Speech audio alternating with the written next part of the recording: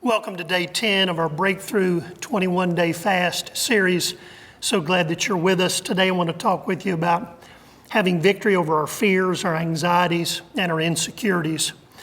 When our son was about 10 years old, I had taken him to King Recreation Acres one afternoon for soccer practice. As happens in the fall, it started out a beautiful day, but then as the day wore on, the clouds began to gather and there were some storms predicted for the area.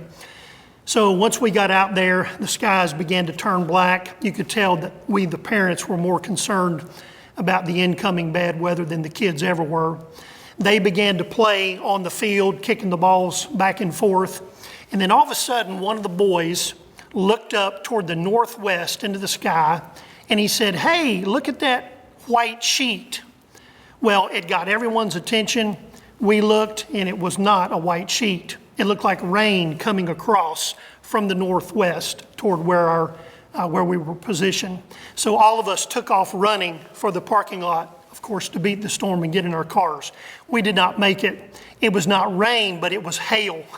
I looked around at my son, and he was grabbing his arm and his leg and his head all at the same time because he was being pelted with these huge hail balls. Of course, this was the days before the key fobs, so you actually had to stick your key into the car door to open the door. I did that, pushed him in, and then jumped in on top of him.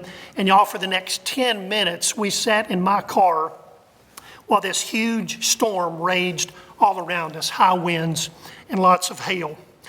You know, some fears, some anxieties come upon us on the spur of the moment.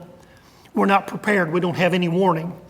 But then other fears and anxieties seem to dog us for days, weeks, months, or sometimes even years.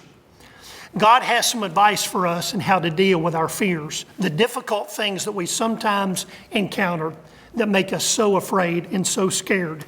And here's what he says: "Do not be anxious about anything, but in everything by prayer and petition with thanksgiving, present your requests to God."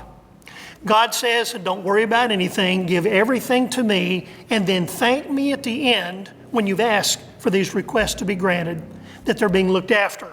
And then I want you to notice what he says the byproduct of that will be. Verse 7, "And the peace of God, which transcends all understanding, will guard your hearts and your minds in Christ Jesus." I want you to notice that God does not guarantee that he will answer our prayers in the way that we've asked. What he does guarantee is when we give him those anxious moments, those things that make us so afraid, that we will experience the peace of God which goes beyond our ability to understand. I challenge you today to do that very thing. Give those anxieties and fears to God. God bless you.